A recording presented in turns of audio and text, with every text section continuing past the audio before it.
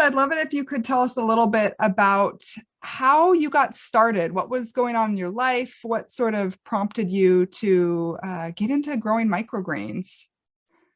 Well, this may sound familiar, but to a lot of people, but I'm a mom of two young kids, and you're just busy and doing life. And I'm a nurse, and I worked, 40 plus hours a week, and just kind of every day was always the same. And just, come home, make dinner, put the kids to bed. And it just seemed like there's a pattern of nothing was ever changing. I wasn't getting, nothing ever felt fulfilling. And I knew like there's just something else out there that could help me just, kind of break the cycle and, look forward to,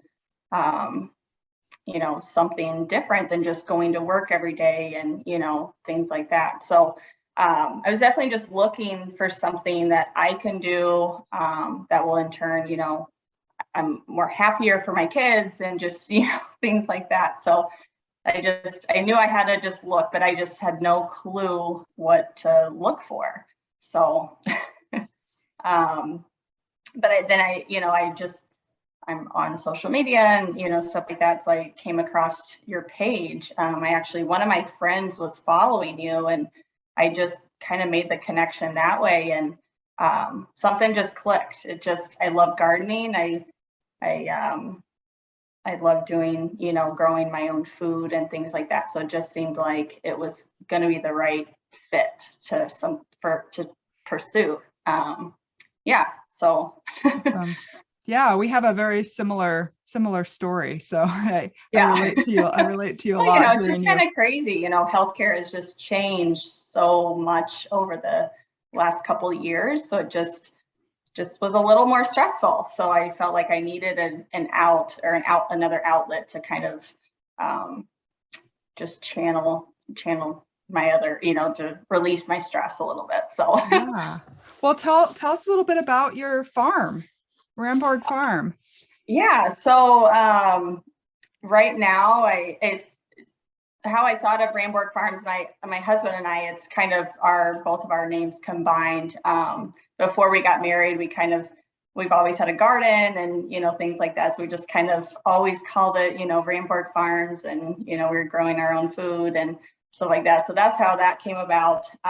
So that's really meaningful to, us. But so right now I'm just doing like a direct to consumer type of a model. I made a website, which that took a little bit of learning and things, but it's going really well. I still, work as a nurse, and my work has actually been one of my biggest customers.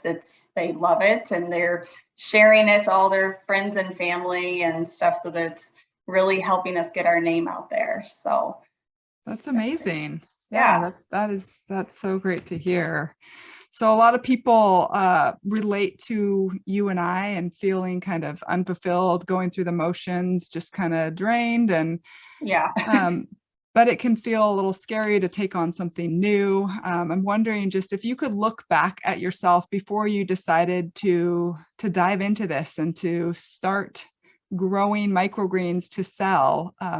Before you joined the program, before all that, what would you want to tell yourself? I would say things are yet to come. Don't stop hesitating, stop second guessing yourself. Because I, tend to do that a lot. It's scary taking on something new, working 40 plus hours, having two kids. You think you don't have the time, but really what I have found is that you make time for things that you're passionate about. So that's really been, the driving force to I set times and schedules and things like that. So it's working, and yes, it's a lot, but I would definitely just tell myself to just keep pushing forward and just don't hesitate, just move forward, just go for it. Awesome. I think that's so great and so inspirational, because you're right. It can feel so overwhelming. So to just know that there are better things, and sometimes adding something that fills us up is actually more energizing than Yeah, definitely. taking away, from other parts of our life that are more depleting. Sometimes what we need is to add something that we're passionate about and we feel like is impactful in a way that we want to be. So I love your Yes, story. Thank you so much absolutely. for sharing. You're welcome. Yeah, that's great.